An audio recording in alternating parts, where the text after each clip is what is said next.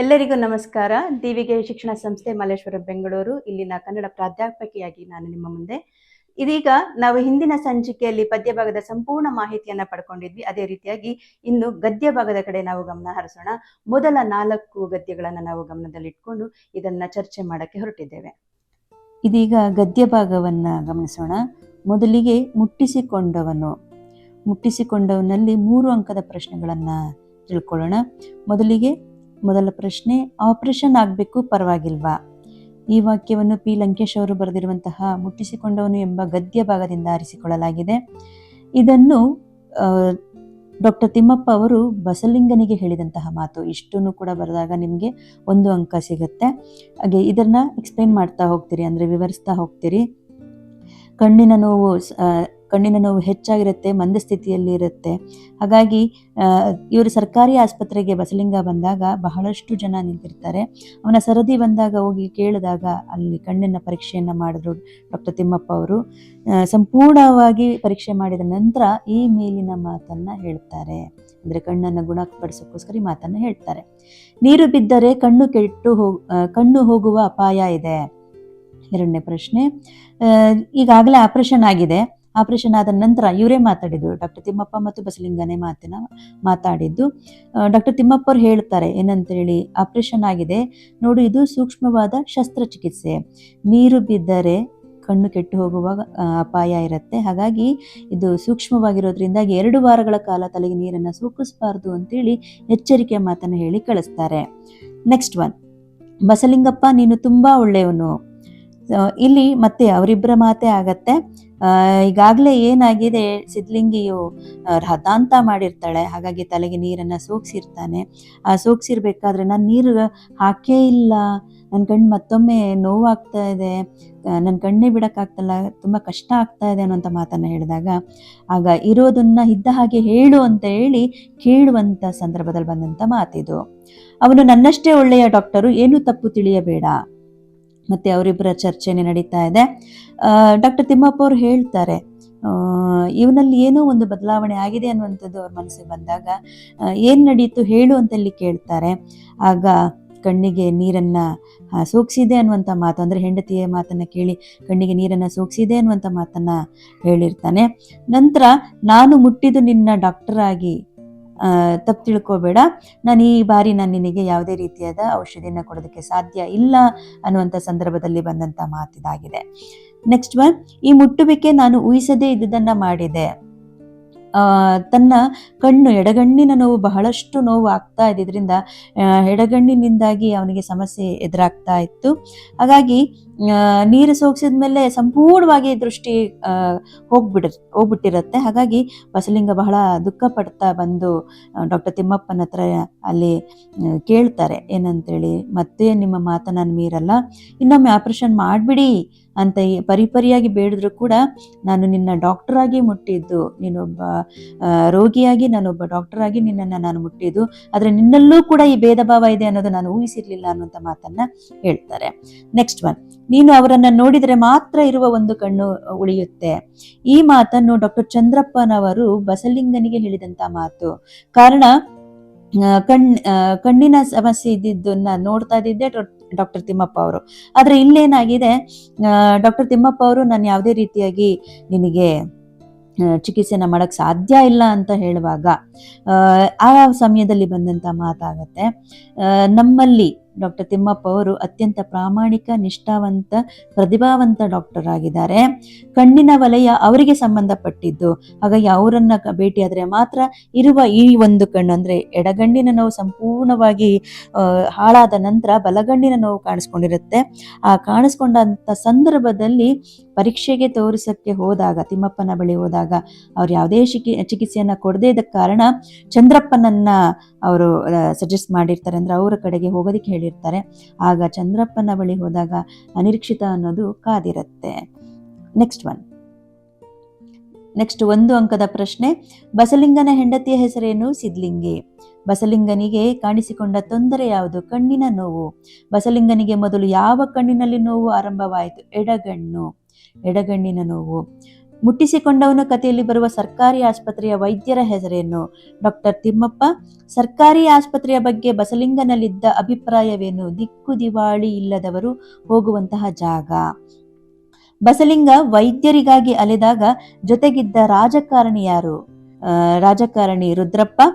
ಬಸಲಿಂಗನ ಕಾಯಿಲೆ ದೇಹದ ಮಟ್ಟದಿಂದ ಯಾವ ಸ್ತರವನ್ನ ತಲುಪತೊಡಗಿತ್ತು? ಮಾನಸಿಕ ಸ್ತರ. ಡಾಕ್ಟರ್ ತಿಮ್ಮಪ್ಪ ಬಸಲಿಂಗನಿಗೆ ಯಾವ ವೈದ್ಯರನ್ನ ಕಾಣಬೇಕೆಂದು ಸೂಚಿಸಿದರು? ಡಾಕ್ಟರ್ ಚಂದ್ರಪ್ಪ. ಕೊನೆಗೆ ಬಸಲಿಂಗ ಯಾವುದರಿಂದ ಮುಕ್ತನಾಗಿದ್ದ? ಸುಳ್ಳುಗಳಿಂದ. ನೆಕ್ಸ್ಟ್ ಒನ್, 2 ಅಂಕದ ಪ್ರಶ್ನೆಗಳು. ಬಸಲಿಂಗನಿಗೆ ಅದು ಪುರುಸೊತ್ತಿಲ್ಲದ ಕಾಲ ಯಾಕೆ? ಗೇಯುವುದು 4 ದಿನ ತಡ ಮಾಡಿದರೆ ಕುಳ ನೆಲದಲ್ಲಿ ನಾಟೋದೇ ಇಲ್ಲ. ನೆಕ್ಸ್ಟ್ ಪ್ರಶ್ನೆ, ಹೆಂಡತಿ ಸಿದ್ಲಿಂಗಿ ಏನು ಹೇಳುತ್ತಲೇ ಇದ್ದಳು? ಮಗುವಿಗೆ ಮೈ ಹುಷಾರಿಲ್ಲ, ಶಿವನೂರು ಸ್ವಾಮಿಯವರ ಹತ್ರ ಹೋಗಿ ತೋರಿಸ್ಬೇಕು ಅಂತ ಹೇಳ್ತಾನೆ, ಕೆಮ್ಮು ಕಮ್ಮಿ ಆಗ್ತಾನೆ ಇಲ್ಲ ಅನ್ನುವಂಥ ಮಾತು ಕೂಡ ಹೇಳಿರ್ತಾಳೆ. ಅದು ನೆನಪಾಗತ್ತೆ, ಅದನ್ನ ಇಲ್ಲಿ ತಿಳಿಸ್ತಾರೆ. ನೆಕ್ಸ್ಟ್ ಒನ್, ಬಸಲಿಂಗನಿಗೆ ತನ್ನ ಕಷ್ಟದ ಮುಂದೆ ಯಾವುದು ಗೌಣವಾಗಿ ಕಾಣತೊಡಗಿತು? ಹೂಳದೇ ಇರುವಂತಹ ನೆಲ, 2 ಎತ್ತುಗಳು ಕೆಲಸ ಮಾಡದೇ ಇರುವಂಥದ್ದು, ಮತ್ತೆ ಮಗುವಿನ ಕಾಯಿಲೆ, ಇದೆಲ್ಲೂ ಕೂಡ ಏನೂ ತೋರಿಸೋದಕ್ಕಾಗ್ತಾ ಇಲ್ಲ, ಕೆಲಸ ಮಾಡೋದಕ್ಕೆ ಆಗ್ತಾ ಇಲ್ಲ ಅಂತೇಳಿ ಇದರ ನಡುವೆ ಎಡಗಣ್ಣಿನ ನೋವು ಕಾಣಿಸ್ಕೊಂಡಿರೋದ್ರಿಂದಾಗಿ ಅವನಿಗೆ ಇವೆಲ್ಲವೂ ಕೂಡ ಗೌಣವಾಗಿ ಕಾಣುತ್ತೆ. ನೆಕ್ಸ್ಟ್ ಕ್ವಶನ್, ಕಣ್ಣನ್ನು ಪರೀಕ್ಷಿಸಿದ ಡಾಕ್ಟರ್ ತಿಮ್ಮಪ್ಪ ಬಸಲಿಂಗನಿಗೆ ಏನೆಂದು ಹೇಳಿದರು? ನಿನ್ನ ಕಣ್ಣು ಸರಿ ಹೋಗುತ್ತೆ, ಆದರೆ ಆಪರೇಷನ್ ಮಾಡಬೇಕು, ಪರವಾಗಿಲ್ವಾ? ಇದೇ ಪದವನ್ನ ನೀವು ಬರೀತೀರಿ. ಓಕೆ. ಸಿದ್ಲಿಂಗಿ ಏಕೆ ರಾಧ ಅಂತ ಮಾಡಿದಳು? ಅದು ಹೇಗೋ ಏನೋ ಡಾಕ್ಟರ್ ತಿಮ್ಮಪ್ಪ ಅವರು ಹೊಲೆಯ ಜಾತಿ ಅಂತ ಹೇಳಿ ಸಿದ್ಲಿಂಗಿ ಗೊತ್ತಾಗಿರುತ್ತೆ. ಹಾಗಾಗಿ ಆಕೆ ನೀವು ಸೂತಕವನ್ನ ಕಳ್ಕೋಬೇಕು, ಸ್ನಾನ ಮಾಡಲೇಬೇಕು ಅಂತೇಳಿ ರಾಧಾಂತವನ್ನ ಮಾಡ್ತಾಳೆ. ಡಾಕ್ಟರ್ ಚಂದ್ರಪ್ಪ ಬಸಲಿಂಗನಿಗೆ ಡಾಕ್ಟರ್ ತಿಮ್ಮಪ್ಪನ ಬಗ್ಗೆ ಕೊಟ್ಟ ಅಭಿಪ್ರಾಯವೇನು? ಈಗಷ್ಟೇ ನಾವು ಸಂದರ್ಭದಲ್ಲಿ ಮಾತಾಡಿದ್ವಿ, ಅದೇ ಉತ್ತರ ಇಲ್ಲೂ ಕೂಡ ಬರುತ್ತೆ. ಡಾಕ್ಟರ್ ತಿಮ್ಮಪ್ಪನವರ ಕೈಯಲ್ಲಾಗದೇ ಇರುವಂತ ಕೆಲಸ ನನ್ನಿಂದ ಸಾಧ್ಯ ಇಲ್ಲ. ಕಾರಣ, ಅತ್ಯಂತ ಪ್ರಾಮಾಣಿಕ, ನಿಷ್ಠಾವಂತ, ಪ್ರತಿಭಾವಂತ ಡಾಕ್ಟರು. ಕಣ್ಣಿನ ವಲಯ ಅನ್ನೋದು ಡಾಕ್ಟರ್ ತಿಮ್ಮಪ್ಪ ಅವರಿಗೆ ಸೇರಿದ್ದು ಅನ್ನುವಂಥ ಮಾತು ಬರೀತೀರಿ. ನೆಕ್ಸ್ಟ್ ಕೊನೆಯದಾಗಿ, ಕೊನೆಯಲ್ಲಿ ಬಸಲಿಂಗನಿಗೆ ಏನೆಂದು ನಿಶ್ಚಿತವಾಗತೊಡಗಿತು? ಅಂದ್ರೆ ಅರ್ಥ, ಉಡಾಫೆ, ಸುಳ್ಳು, ಜಾತಿ ಮಟ್ಟದ ಗುರುಗಳು ಯಾರು ಕೂಡ ನನ್ನ ಕಣ್ಣನ್ನ ಉಳಿಸೋದಕ್ಕೆ ಸಾಧ್ಯ ಇಲ್ಲ ಅನ್ನುವಂಥ ಮಾತನ್ನ ಇಲ್ಲಿ ಹೇಳ್ತಾರೆ. ನೆಕ್ಸ್ಟ್ ಒನ್, 2ನೇ ಗದ್ಯ, ವಾಲ್ಪರಾಯ್ ಅಭಿವೃದ್ಧಿ ತಂದ ದುರಂತ. ಇದು 2ನೇ ಲೆಸನ್ನು. ಅದರಲ್ಲಿ 4 ಅಂಕದ ಪ್ರಶ್ನೆ ಮಾತ್ರ ಕೇಳಿದ್ದಾರೆ. ಇದರಲ್ಲಿ ನಿಮಗೆ ವಾಲ್ಪರೈಗೆ ಬಂದ ಮಾರ್ಷ್ ಅಲ್ಲಿ ಹೇಗೆ ನೆಲೆಯೂರಿದ ವಿವರಿಸಿ ಅಂತ ಕೇಳಿದ್ದಾರೆ. ಸೊ ವಾಲ್ಪರೈ ಕಾಡಾಗಿರುತ್ತೆ, ಮೇಲ್ಛಾವಣಿ ತುಂಬಿರುವಂಥ, ಚಪ್ರ ಹಾಸಿರುವಂಥ ರೀತಿಯಲ್ಲಿ ದೊಡ್ಡ ದೊಡ್ಡ ಮರಗಳಿರುತ್ತೆ, ಗಗನಚುಂಬಿಯ ಮರಗಳು ಅಂತ ಹೇಳ್ತಾರೆ. ಆ ಕಾಡಿಗೆ ಯಾರೂ ಕೂಡ ಹೋಗಿರಲ್ಲ. ಅನುಷ್ಠಾಂಗಿಕವಾಗಿ ಬಂದಂಥದ್ದು ಬ್ರಿಟಿಷರಿಗೆ, ಅಂದರೆ ಸಂಶೋಧನೆ ಮಾಡೋದು ಬ್ರಿಟಿಷರಿಗೆ ಮಾತ್ರನೇ ಗೊತ್ತಿದ್ದು. ಹಾಗಾಗಿ 1890ರಲ್ಲಿ ಕೊಯಮತ್ತೂರಿನಿಂದ ದಕ್ಷಿಣಕ್ಕೆ 100 ಕಿಲೋಮೀಟರ್ ದೂರದಲ್ಲಿರುವಂಥ ವಾಲ್ಪರೈಗೆ ಮಾರ್ಷ್ ಅಲ್ಲಿಗೆ ಬರ್ತಾನೆ. ಬಂದಂಥವನು ಅಲ್ಲಿ ನೆಲೆ ಊರಬೇಕು. ಸೊ ಕಾಡಿನ ಒಳಗಡೆ ಹೋಗ್ತಾನೆ, ಎಲ್ಲೂ ದಾರಿ ಕಾಣ್ತಾ ಇರಲಿಲ್ಲ. ಈಗಾಗಲೇ ಸುಮಾರು ಜನ ನಡೆದು ಸವೆದಿರುವಂತಹ ನೆಲವನ್ನ ನೋಡ್ತಾನೆ. ಆ ದಾರಿಯಲ್ಲೇ ಹೋದಾಗ ಅಲ್ಲೊಂದಷ್ಟು ಆದಿವಾಸಿಗಳು ವಾಸವಾಗಿರುವಂಥ ಜಾಗವನ್ನು ಗಮನಿಸ್ತಾನೆ. ಗಮನಿಸಿದ ನಂತರ ಅಲ್ಲಿ ತನಗೆ ಯಾರೂ ಸಹಾಯ ಮಾಡೋರಿಲ್ಲ ಅಂತ ನೋಡುವಾಗ ಅದೇ ಆದಿವಾಸಿಗಳಲ್ಲಿ ಒಬ್ಬರಾದಂಥ ಪೂಣಚಿ ಪರಿಚಯ ಆಗತ್ತೆ. ಆ ಪೂಣಚಿಯಿಂದಾಗಿ ಇಡೀ ಕಾಡಿನ ಒಂದು ನಕ್ಷೆಯನ್ನ ರೆಡಿ ಮಾಡಿಕೊಂಡು ಆ ಕಾಡಿನಲ್ಲಿ ಉಳ್ಕೊಳ್ಳೋದಕ್ಕೆ, ಅಂದರೆ ವಾಲ್ಪರಲ್ಲಿ ಇರೋದಕ್ಕೆ ಸಾಧ್ಯವಾಗತ್ತೆ. ಇಷ್ಟನ್ನು ಕೂಡ ನೀವು ಇಲ್ಲಿ ಬರೀತೀರಿ. ನೆಕ್ಸ್ಟ್ ಒನ್, ಅಂತಾರಾಷ್ಟ್ರೀಯ ವಿದ್ಯಮಾನಗಳಿಂದಾಗಿ ವಾಲ್ಪರೈಗೆ ಒದಗಿದ ಸಮಸ್ಯೆಗಳೇನು? ಸೊ ನಿಮ್ಗೆ ಈಗಾಗಲೇ ಗೊತ್ತಿದೆ ಇದ್ರ ಬಗ್ಗೆ. ಬಹಳಷ್ಟು ಚಹಾ ಗಿಡಗಳನ್ನು ನೆಟ್ಟಿದ್ರಿಂದ, ಅಂದರೆ ವಾಲ್ಪರೈನ ಕಾಡನ್ನು ನಾಶಗೊಳಿಸಿದ ನಂತರ ಬಹಳಷ್ಟು ಮರಗಳನ್ನು ಕಡ್ದು ಹಾಕ್ತಾರೆ. ಅಲ್ಲಿ ಎಂದೂ ಬರದೇ ಇರುವಂತಹ ಟ್ರ್ಯಾಕ್ಟರ್ಗಳು, ಲಾರಿಗಳು ಎಲ್ಲವೂ ಬರುತ್ತೆ. ಆ ಮರದ ದಿಮ್ಮಿಗಳನ್ನು ಹೊತ್ಕೊಂಡು ಹೋಗ್ತಾರೆ. ಆಮೇಲೆ ಶ್ರೀಮಂತ ಪ್ರದೇಶ ಅಂತ ಗುರುತಿಸೋಕ್ಕಾಗದೇ ಇರುವಂಥ ರೀತಿಯಲ್ಲಿ ಅಲ್ಲಿ ವಾಲ್ಪರೈ ಬಹಳಷ್ಟು ಅಭಿವೃದ್ಧಿಯನ್ನು ಹೊಂದ್ಕೊಳ್ತಾ ಹೋಗುತ್ತೆ. ಹಾಗಾಗಿ ಇಲ್ಲಿ ಅಂತಾರಾಷ್ಟ್ರೀಯ ವಿದ್ಯಮಾನಗಳಿಂದಾಗಿ ವಾಲ್ಪರೈ ಅದರ ಆರ್ಥಿಕ ಪರಿಸ್ಥಿತಿಯು ಹದಗೆಟ್ಟುತ್ತೆ. ಹಾಗಾಗಿ ವಿಶ್ವ ಮಾರುಕಟ್ಟೆಯಲ್ಲಿ ಚಹಾ ಗಿಡದ ಬೇಡಿಕೆ ಕೂಡ ಕಡಿಮೆ ಆಗ್ತಾ ಹೋಗುತ್ತೆ. ಚಹಾ ತೋಟಗಳು ಕೂಡ ಅಲ್ಲಿ ನಿರ್ಮಾಣ ಹೆಚ್ಚಾಗಿದ್ರೂ ಸಹ ಅದು ಕಡಿಮೆ ಆಗ್ತಾ ಹೋಗ್ತಾ ಇದೆ, ಬೇಡಿಕೆ ಕಡಿಮೆ ಆಗ್ತಾ ಇದೆ ಅಂತ ಹೇಳಿ ಅಲ್ಲಿನ ಓನರ್ಗಳು, ಏನು ಮಾಲೀಕರಿದ್ರು, ಅವರಿಗೆಲ್ಲರಿಗೂ ಕೂಡ ಸಮಸ್ಯೆ ಎದುರಾಯಿತು ಅಂತ ಹೇಳ್ತಾರೆ. ಕೆಲವು ಕೂಲಿ ಕಾರ್ಮಿಕರಿಗೆ ಕೆಲಸ ಇಲ್ಲದೆ ಇರೋ ರೀತಿ ಆಗುತ್ತೆ. ಕಾರಣ ಮಿಷಿನ್ನೇ ಕೆಲಸ ಮಾಡ್ತಾ ಇದೆ. 100 ಜನ ಮಾಡೋ ಜಾಗದಲ್ಲಿ 50 ಜನ ಮಾತ್ರ ಮಾಡಬೇಕು ಅಂದಾಗ ಮಿಷಿನ್ನೇ ಆ ಪೂರ್ತಿ ಕೆಲಸ ಮಾಡ್ತಿದ್ರೆ ಅಲ್ಲಿ ಕೂಲಿ ಕಾರ್ಮಿಕರಿಗೆ ಸಮಸ್ಯೆ ಎದುರಾಗುತ್ತೆ ಅಲ್ವಾ. ಹಾಗಾಗಿ ಇವೆಲ್ಲ ಸಮಸ್ಯೆಗಳು ಇತ್ತು ಅನ್ನೋದನ್ನು ನೀವಲ್ಲಿ ಸ್ಪಷ್ಟವಾಗಿ ಎಕ್ಸ್ಪ್ಲೇನ್ ಮಾಡ್ತೀರಿ. Next one, last question. ಸಿಂಹಬಾಲದ ಕೋತಿಗಳು ಮತ್ತು ಹಾಡು ಹಕ್ಕಿಗಳಿಗಾದ ಅನಾನುಕೂಲಗಳು ವಿವರಿಸಿ. ಎಂದು ನೆಲಕ್ಕೆ ಬರದೇ ಇರುವಂತಹ ಸಿಂಹಬಾಲದ ಕೋತಿಗಳು, ಅಂದ್ರೆ ಇದನ್ನ ವೃಕ್ಷವಾಸಿ ಅಂತಾನೆ ಹೇಳ್ತಾರೆ. ಸೊ ಮರದಿಂದ ಮರಕ್ಕೆ ಜಿಗಿತಾ ಇದ್ದಂತಹ ಸಿಂಹಬಾಲದ ಕೋತಿಗಳು ಅದು ಏನಾಗಬೇಕು, ಒಂದು ಮರದಿಂದ ಇನ್ನೊಂದು ಮರಕ್ಕೆ ಹಾರ್ಕೊಂತ ತನ್ನ ಆಹಾರವನ್ನು ಹುಡ್ಕೊಂಡು ಬರ್ತಾ ಹೋಗುತ್ತೆ. ಆದರೆ ಈ ಕಾಡಿನ ಮರಗಳನ್ನೆಲ್ಲ ಕಡ್ದಾಕಿರೋದ್ರಿಂದ ತನ್ನ ಆಹಾರವನ್ನು ಹುಡ್ಕೋಕ್ಕೋಸ್ಕರವಾಗಿ ರಸ್ತೆಗೆ ಇಳಿಯುತ್ತೆ. ರಸ್ತೆ ದಾಟಬೇಕಾದಂಥ ಸಾಮಾನ್ಯ ನಾಗರಿಕ ಬುದ್ಧಿ ಗೊತ್ತಿಲ್ಲದೆ ಇರುವಂಥ ಸಿಂಹಬಾಲದ ಕೋತಿಗಳು ಕೆಲವೊಂದು ವಾಹನಗಳಿಗೆ ಸಿಕ್ಕಿ ಅಂಗವಿಕಲತೆಯನ್ನು ಪಡ್ಕೊಳ್ಳುತ್ತೆ, ಕೆಲವೊಂದು ಮೃತಕೊಳ್ಳುತ್ತೆ. ಹೀಗಾಗಿ ಇದರ ಒಂದು ವಂಶವು ನಾಶವಾಯಿತು ಅಂತೇಳಿ ಹೇಳ್ತಾರೆ. ಹಾಗೆ ಹಾಡು ಹಕ್ಕಿಗಳು ಕೂಡ ಅನಾನುಕೂಲ ಏನಾಯಿತು ಅನ್ನೋದಾದರೆ, ಸ್ವಚ್ಛವಾದಂತಹ ನೀರನ್ನು, ಸಮುದ್ರದ ನೀರನ್ನು ಕುಡಿತಾ ಹಾರಾಡ್ಕೊಂಡಿದ್ದಂತಹ ಹಕ್ಕಿಯು ಈಗ ಕಾರ್ಖಾನೆಯಿಂದ ಬರ್ತಾ ಇರುವಂತಹ ಕಲುಷಿತವಾಗಿರುವಂಥ ಮಾಲಿನ್ಯಗೊಂಡಿರುವಂತಹ ನೀರನ್ನು ಕುಡಿತಾ, ಒಳಚರಂಡಿಯ ನೀರು, ಕೊಚ್ಚೆ ನೀರನ್ನು ಕುಳಚೆ ನೀರನ್ನು ಕುಡಿತಾ ತನ್ನ ಜೀವನವನ್ನು ಸಾಗಿಸ್ತಾ ಇದೆ. ಯಾವಾಗ ಏನಾಗುತ್ತೆ ಅಂತ ಆ ಹಾಡು ಹಕ್ಕಿಗೆ ಗೊತ್ತಿಲ್ಲ. ಹಾಗಾಗಿ ಆಡುವುದು ಅನಿವಾರ್ಯ, ಅದರ ಕರ್ಮ ಅನ್ನುವಂಥ ಮಾತನ್ನು ಕೂಡ ನಮ್ಮಲ್ಲಿ ತಿಳಿಸ್ತಾ ಇದ್ದಾರೆ. ಇಷ್ಟು 2ನೇ ಅಧ್ಯಾಯ. ನೆಕ್ಸ್ಟ್ ಒನ್, 3ನೇ ಅಧ್ಯಾಯ. ಆಯ್ಕೆ ಇದೆ ನಮ್ಮ ಕೈಯಲ್ಲಿ. ಇದರಲ್ಲಿ ಸಂದರ್ಭ ಕೊಟ್ಟಿದ್ದಾರೆ. ಅದೃಷ್ಟವನ್ನೇ ಅವಲಂಬಿಸಿ ಬದುಕಲು ಸಾಧ್ಯವೇ? ಖಂಡಿತ ಈ ವಾಕ್ಯವನ್ನ ನೇಮಿಚಂದ್ರ ಅವರು, ಅಂದ್ರೆ ಅವರ ಅನುಭವದ ಕಥೆ ಅಂತ ನಾವು ಹೇಳ್ಬೋದು. ನೇಮಿಚಂದ್ರ ಅವರು ಬರೆದಿರುವಂತಹ ಆಯ್ಕೆ ಇದೆ ನಮ್ಮ ಕೈಯಲ್ಲಿ ಎಂಬ ಗದ್ಯ ಭಾಗದಿಂದ ಆರಿಸಿಕೊಳ್ಳಲಾಗಿದೆ. ಲೇಖಕಿ ಈ ಮಾತನ್ನ ಹೇಳ್ತಾರೆ. ಯಾಕೆ ಯಾವಾಗಲೂ ಕೂಡ ನಮಗೆ ಅದೃಷ್ಟ ಅನ್ನೋದು ಇರುತ್ತಾ? ಖಂಡಿತ ಅಲ್ಲ. ಎಲ್ಲ ಸಮಯದಲ್ಲೂ ಅದೃಷ್ಟ ಇರುತ್ತೆ ಅಂತ ಹೇಳಕ್ ಅಸಾಧ್ಯ. ಹಾಗಾಗಿ ಅದೃಷ್ಟ ಬಂದಾಗಲೇ ನಮ್ಮ ಕೆಲಸ ಮಾಡಬೇಕು ಅನ್ನೋದು ಸಾಧ್ಯವೇ ಅನ್ನುವಂಥ ಮಾತನ್ನಿಲ್ಲಿ ಲೇಖಕಿ ಹೇಳ್ತಾ ಇದ್ದಾರೆ. ಯಾವಾಗಾದ್ರೂ ಅಯ್ಯೋ ಅವರವರ ಹಣೆ ಬರಹ ಇದ್ದಂಗೆ ಆಗತ್ತೆ ಅಂತಂದಾಗ ಬಹಳ ಕೋಪ ಬರ್ತಾ ಇತ್ತು ಅಂತೇಳಿ ಲೇಖಕಿ ಇಲ್ಲಿ ತಿಳಿಸ್ತಾ ಇದ್ದಾರೆ. ಮತ್ತೆ ಅವರಿಗೆ ಮೂತ್ರಪಿಂಡದ ಕಲ್ಲು ಕಾಣಿಸಿರಲಿಲ್ಲ. ಓಕೆ, ಈ ವಾಕ್ಯವನ್ನ ನೇಮಿಚಂದ್ರ ಅವರು ಬರೆದಿರುವಂಥದ್ದು.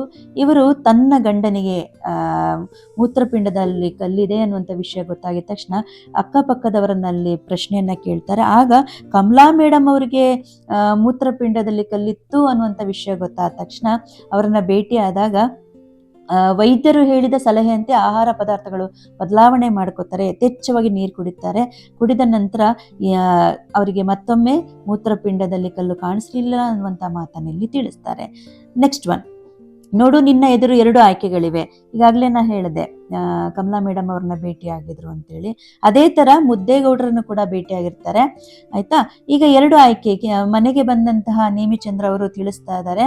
ಒಂದು, ಕಮಲಾ ಮೇಡಮ್ ಅವರ ರೀತಿಯಾಗಿ ಯಥೇಚ್ಛವಾಗಿ ನೀರನ್ನ ಕುಡಿದು ಆಹಾರ ಪದಾರ್ಥಗಳನ್ನ ಬದಲಾವಣೆ ಮಾಡಿಕೊಂಡು ಇದೇ ಕೊನೆಯ ಆಪರೇಷನ್ ಆಗ್ಬೇಕು ಅನ್ನುವಂಥದ್ದ, ಅಥವಾ ಮುದ್ದೇಗೌಡರ ರೀತಿಯಲ್ಲಿ ವರ್ಷಕ್ಕೆ ಒಮ್ಮೆ 2 ವರ್ಷಕ್ಕೊಮ್ಮೆ ಅಲ್ಲಿ ಆಪರೇಷನ್ ಮಾಡಿಸ್ಕೊಳ್ಳೋದು ಬೇಕಾ ಅನ್ನುವಂಥ ಮಾತನ್ನ ಹೇಳುವಾಗ ಈ ಮೇಲಿನ ಮಾತು ಬಂತು. ಈ ಅದೃಷ್ಟ ನಿನಗೂ ಇತ್ತಲ್ಲೇ. ಸೊ ನೇಮಿಚಂದ್ರ ಅವರು ಚಿಕ್ಕ ವಯಸ್ಸಿನಲ್ಲೇ ತುಂಬಾ ಚೆನ್ನಾಗಿ ಓದಿ ಇಂಜಿನಿಯರಿಂಗ್ ಆಗಬೇಕು ಅನ್ನುವಂಥ ಕನಸನ್ನ ಹೊಂದಿದಂಥವ್ರು. ಅದೇ ರೀತಿಯಾಗಿ ಬೆಂಗಳೂರಿನಲ್ಲಿ ಒಂದು ಫ್ಲಾಟ್ ಅನ್ನ ತಗೊಂಡು ಇಂಜಿನಿಯರಿಂಗ್ ಆಗಿ ಕೆಲಸ ಮಾಡ್ತಾ ಇರ್ತಾರೆ. ಆ ಸಮಯದಲ್ಲಿ ಸೀತಾ ಇವರ ಮನೆಗೆ ಬಂದು ಕೇಳ್ತಾಳೆ, ನೀನ್ ಬಿಡೆ ಅದೃಷ್ಟವಂತೆ ಅನ್ನುವಾಗ, ಹೌದು ನಾನು ಅದೃಷ್ಟವಂತನೇ, ಈ ಅದೃಷ್ಟ ನಿನಗೂ ಇತ್ತು. ಯಾಕೆಂದ್ರೆ ಎಲ್ಲಾ ಮನೆಯಲ್ಲೂ ಕೂಡ ಹೆಣ್ಣುಮಕ್ಕಳನ್ನ ಓದಿಸೋದು ಕಡಿಮೆ. ಆದ್ರೆ ನಮ್ಮ ಮನೆಯಲ್ಲಿ ನಮ್ಮಿಬ್ಬರ ತಂದೆಗಳು ಓದಿಸ್ಬೇಕು ಅಂತೇಳಿ ತಂದೆ ತಾಯಿಗಳು ಯಾರು ತಾನೇ ಈ ರೀತಿಯಾಗಿ ಪ್ರೋತ್ಸಾಹ ಕೊಡಕ್ ಸಾಧ್ಯ? ನಮಗೆ ಆ ಅವಕಾಶ ಇತ್ತು, ಆದ್ರೆ ಅದನ್ನು ನೀನು ಕಳ್ಕೊಂಡೆ ಅನ್ನುವಂಥ ಸಂದರ್ಭದಲ್ಲಿ ಹೇಳಿದಂಥ ಮಾತಿದಾಗಿರುತ್ತೆ. ನೆಕ್ಸ್ಟ್ ಕೊನೆಯ ಪ್ರಶ್ನೆ, ಮುಂಬಯಿಯ ಪ್ರಸಿದ್ಧ ನ್ಯಾಯವಾದಿಯಾದರು. ಇಲ್ಲಿ ಪ್ಲೇವಿಯ 40 ವರ್ಷದ ಮಹಿಳೆ. ಆಕೆ ತನ್ನ ಗಂಡನ ಹತ್ರ ಕಿರುಕುಳವನ್ನ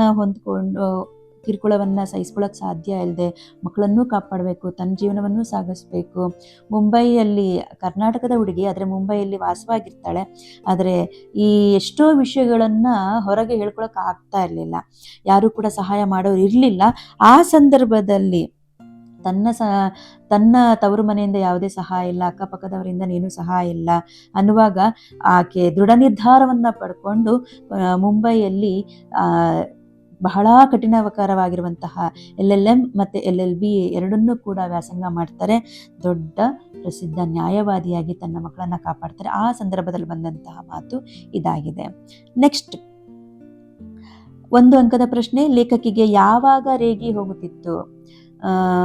ಏನು ಮಾಡೋಕ್ಕಾಗತ್ತೆ, ಅವರವರ ಹಣೆ ಬರಹ, ಅದೃಷ್ಟ ಅನ್ನುವಂಥ ಮಾತು ಬಂದಾಗ ರೇಗಿ ಹೋಗ್ತಿತ್ತು.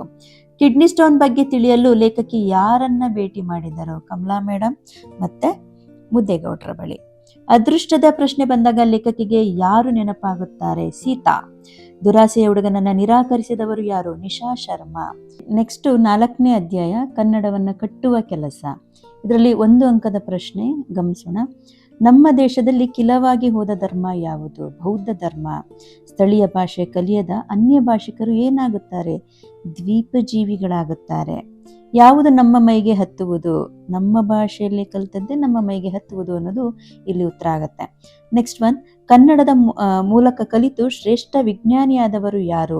Doctor CNR Rao. ನೋಡಿ, ಇದನ್ನು ನಿಮಗೆ ಮ್ಯಾಚ್ ದ ಫಾಲೋಯಿಂಗ್ ಆಗಿರ್ಬೋದು, ಬಿಟ್ಟ ಸ್ಥಳಗಳಲ್ಲಿ ಹೆಚ್ಚಾಗಿ ಕೇಳಿರೋದು, ಹಾಗಾಗಿ ಗಮನದಲ್ಲಿ ಇಟ್ಕೊಳ್ಳಿ. ತಮ್ಮ ರಾಜ್ಯದಲ್ಲಿ ತಾವೇ ತಬ್ಬಲಿಗಳಾಗುತ್ತಿರುವವರು ಯಾರು? ಕನ್ನಡಿಗರು. ಓಕೆ, ಮುಂದೆ ಇದರಲ್ಲಿ 2ನೇ ಅಂಕದ ಪ್ರಶ್ನೆ, ಲೇಖಕರಲ್ಲಿ ಕನ್ನಡ ಪ್ರೀತಿ ಸ್ಮರಿಸಿದ್ದು ಹೇಗೆ? ಸೊ ನಮಗೆ ಮಾಸ್ತಿ, ಕುವೆಂಪು, ತಿನ್ನಂಶ್ರೀ ಅವರನ್ನು ನಾವು ಕೇಳಿದ್ದೀವಿ, ಅವರ ಹೆಸರುಗಳನ್ನು, ಇಂತಹ ಪ್ರಬುದ್ಧವಾದಂಥ ಕವಿಗಳ ಹೆಸರನ್ನು ಕೇಳಿದ್ದೀವಿ. ಅವರ ಪದ್ಯಗಳನ್ನು ಓದಿ, ಅವರ ಅವರು ಬರೆದಿರುವಂತಹ ಪಠ್ಯ ಪುಸ್ತಕಗಳನ್ನು ನೋಡಿ ನನಗೆ ಸ್ಮರಿಸಿದ್ದು ಅಂತೇಳಿ ಹಾಮಾನಾಯಕ ಅವರು ಇಲ್ಲಿ ತಿಳಿಸ್ತಾ ಇದ್ದಾರೆ. ಯಾರ್ ಕೃಷ್ಣಶಾಸ್ತ್ರಿಗಳ ಭಾಷಣ ಓದಿ ಲೇಖಕರಲ್ಲಿ ಮೂಡಿದ ಭಾವನೆಗಳು ಯಾವುವು? ಸೊ ಅವರ ಒಂದು ಭಾಷಣವನ್ನು ಓದಿದ ತಕ್ಷಣ ಅವ್ರ ಮನಸ್ಸಲ್ಲಿ ಒಂದು ರೀತಿಯಾದ ಖೇದ, ಭಯ, ಅಸಹಾಯಕತೆ, ಏನೂ ಮಾಡೋಕ್ಕಾಗ್ತಾ ಇಲ್ವಲ್ಲ ಕನ್ನಡ ಭಾಷೆಯನ್ನು ಉಳಿಸ್ಕೊಳ್ಳೋದಕ್ಕೆ ಅನ್ನುವಂಥದ್ದು. ಹಾಗೆ ಒಂದು ಕ್ರೋಧ ಭಾವ ಕೂಡ ಉಂಟಾಗತ್ತೆ. ಹಾಗಾಗಿ ಅದೇ ಕಾರಣಕ್ಕಾಗಿ ಕನ್ನಡವನ್ನು ನಾವು ಬೆಳೆಸಬೇಕು, ಉಳಿಸ್ಬೇಕು ಅನ್ನುವಂಥದ್ದು ಹಾಮಾನಾಯಕರಲ್ಲಿ ಇರುತ್ತೆ. ತಮ್ಮನ್ನ ತಾವೇ ಒಪ್ಪಿಸಿಕೊಂಡಿದ್ದು ಆ ಸಮಯದಲ್ಲೇನೆ. ನೆಕ್ಸ್ಟು, ಕರ್ನಾಟಕದಲ್ಲಿ ಕನ್ನಡಕ್ಕೆ ಯಾವ ಸ್ಥಾನವಿರಬೇಕೆಂದು ಹಾಮಾನ ಅಪೇಕ್ಷಿಸುತ್ತಾರೆ? ಕರ್ನಾಟಕದಲ್ಲಿ ಕನ್ನಡವೇ ಪ್ರಥಮ ಪ್ರಧಾನ ರಾಜರಾಣಿ ಎಲ್ಲ ಆಗಿರಬೇಕು. ಅಷ್ಟೇ ಅಲ್ಲ, ಮಿಕ್ಕ ಯಾವ ಭಾಷೆ ಆದರೂ ಸರಿಯೇ ಅದು ಎಲ್ಲವೂ ಕೂಡ ಸೇವಕರ ಸ್ಥಾನದಲ್ಲಿ ಇರಬೇಕು ಅನ್ನೋದು ಲೇಖಕರ ಅಭಿಪ್ರಾಯ ಆಗಿದೆ. ನೆಕ್ಸ್ಟ್ 1, ತ್ರಿಭಾಷಾ ಸೂತ್ರದ ಬಳಕೆ ಹೇಗಿರಬೇಕು? ತ್ರಿಭಾಷಾ ಸೂತ್ರದ ಬಳಕೆ ಹೇಗಿರಬೇಕು ಅಂತಂದರೆ, ಕೇಂದ್ರ ಸರ್ಕಾರದ ಕಚೇರಿಗಳಲ್ಲಿ ಎಲ್ಲ ಫಾರಂಗಳು, ಎಲ್ಲ ಸೂಚನೆಗಳು, ಎಲ್ಲ ವ್ಯವಹಾರಗಳು ಕ್ರಮಬದ್ಧವಾಗಿ ಪ್ರಾದೇಶಿಕ ಭಾಷೆ ಹಿಂದಿ ಮತ್ತು ಇಂಗ್ಲಿಷ್ ಭಾಷೆಗಳಲ್ಲೇ ಇರಬೇಕು ಅನ್ನೋದು ಈ ತ್ರಿಭಾಷಾ ಸೂತ್ರದ ಬಳಕೆಯಾಗಿರುತ್ತೆ. ನೆಕ್ಸ್ಟ್ 1, ಕನ್ನಡದ ಸಮಸ್ಯೆಗಳು ಎಲ್ಲಿಯವರೆಗೂ ಇದ್ದೇ ಇರುತ್ತದೆ? ನಮ್ಮ ಕನ್ನಡದ ಸಮಸ್ಯೆ ನೀವೇ ಅಬ್ಸರ್ವ್ ಮಾಡ್ತಾ ಇದ್ದೀರಿ. ಪ್ರತಿಯೊಬ್ಬ ಕನ್ನಡಿಗನು ಪ್ರತಿಯೊಂದು ಅಂಗುಲದಲ್ಲೂ ಕನ್ನಡನಾಗಿರ್ಬೇಕು, ಅಂದರೆ ಕನ್ನಡವನ್ನು ಮಾತಾಡುವಂಥವನಾಗಿರ್ಬೇಕು. ಕನ್ನಡದ ಅನೇಕ ಸಮಸ್ಯೆಗಳು ಎದುರಾಗ್ತಿರೋದು ಯಾಕಪ್ಪ ಅಂತಂದ್ರೆ ನಾವು ಯಾರು ಕೂಡ ಸರಿಯಾಗಿ ಕನ್ನಡ ಮಾತಾಡ್ತಿಲ್ಲ ಅನ್ನುವಂಥದ್ದು. ಹಾಗಾಗಿ ಇದರ ಸಮಸ್ಯೆಯನ್ನ ಪರಿಹರಿಸಬೇಕು ಅಂದ್ರೆ ಕನ್ನಡಿಗರು ನಿಜವಾದ ಕನ್ನಡಿಗನಾದ್ರೆ ಮಾತ್ರವೇ ಸಮಸ್ಯೆಗಳನ್ನ ಪರಿಹಾರ ಮಾಡೋದಕ್ಕೆ ಸಾಧ್ಯ ಅನ್ನುವಂಥದ್ದು ಇಲ್ಲಿ ಉತ್ತರ ಆಗತ್ತೆ. ಕೊನೆಯ ಪ್ರಶ್ನೆ, ಕನ್ನಡದ ಬಗ್ಗೆ ಮಾತನಾಡಲು ನಾವು ಯೋಗ್ಯತೆ ಗಳಿಸುವುದು ಯಾವಾಗ? ನೀವೆಲ್ಲ ಗಮನಿಸ್ತಾ ಇದ್ದೀರಿ, ನಮ್ಮ ಮಕ್ಕಳನ್ನ ಯಾವ ಶಾಲೆಗೆ ಸೇರಿಸ್ತಾ ಇದ್ದೀವಿ? ಮತ್ತೆ ನಾವು ಬರೆಯುವ ಚೆಕ್ಕು ಯಾವ ಭಾಷೆಯಲ್ಲಿದೆ? ನಾವು ಬರೀತಾ ಇರುವಂತ ಕಾಗದ ಪತ್ರಗಳು ಯಾವ ಭಾಷೆಯಲ್ಲಿದೆ? ನಾವು ಓದ್ತಾ ಇರುವಂತ ಪತ್ರಿಕೆಗಳು ಕನ್ನಡದಲ್ಲಿದೆಯೇ? ಈ ಎಲ್ಲ ಪ್ರಶ್ನೆಗಳು ನಮ್ಮನ್ನು ನಾವೇ ಪ್ರಶ್ನೆ ಮಾಡ್ಕೋಬೇಕು. ಮನೆಯ ಬೋರ್ಡ್ ಆಗಿರ್ಬೋದು, ವಿಸಿಟಿಂಗ್ ಕಾರ್ಡ್ ಆಗಿರ್ಬೋದು, ಇವೆಲ್ಲವೂ ಕೂಡ ನೀವು ಗಮನಿಸ್ತಾ ಇದ್ದೀರಿ. ಯಾವ ಭಾಷೆಯಲ್ಲಿದೆ ಅನ್ನೋದು ನಿಮಗೆ ಗೊತ್ತಾದಾಗ ಇದೆಲ್ಲವೂ ಕೂಡ ನಮಗೆ ಚುಚ್ತಾ ಇದೆ ಅಂದರೆ ಮಾತ್ರವೇ ನಾವು ಕನ್ನಡ ಭಾಷೆಯನ್ನು ಮಾತಾಡೋದಕ್ಕೆ ಯೋಗ್ಯತೆಯನ್ನು ಪಡ್ಕೊಂಡಿದ್ದೀವಿ ಅನ್ನೋದಕ್ಕೆ ಕಾರಣ ಆಗತ್ತೆ. ಇಷ್ಟು 2 ಅಂಕದ ಪ್ರಶ್ನೆ ಆಗಿರುತ್ತೆ. ಆತ್ಮೀಯ ವಿದ್ಯಾರ್ಥಿಗಳೇ, ಇದೀಗ ನಾವು ಗದ್ಯ ಭಾಗದ 4 ಅಧ್ಯಾಯಗಳನ್ನ ಮುಗಿಸಿದ್ದೇವೆ. ಮುಟ್ಟಿಸಿಕೊಂಡವನು ವಾಲ್ಪರೈ, ಅಭಿವೃದ್ಧಿ ತಂದ ದುರಂತ, ಆಯ್ಕೆ ಇದೆ ನಮ್ಮ ಕೈಯಲ್ಲಿ, ಕನ್ನಡವನ್ನ ಕಟ್ಟುವ ಕೆಲಸ. 4 ಗದ್ಯದಿಂದ ನಿಮಗೆ ಬಹಳ ಉಪಯುಕ್ತವಾದಂತಹ ಪ್ರಶ್ನೆಗಳು ಮೂಡಿಬಂದಿದೆ. ಇದನ್ನ ನೀವು ತಿಳ್ಕೊಂಡಿದ್ದೀರ ಅಂತ ನಾನು ಭಾವಿಸ್ತಾ ಇದ್ದೇನೆ. ನಿಮ್ಗೆಲ್ಲರಿಗೂ ಇಷ್ಟ ಆಗಿದೆ ಅನ್ನೋದಾದ್ರೆ ಲೈಕ್ ಮಾಡಿ, ಶೇರ್ ಮಾಡಿ. ವಂದನೆಗಳು.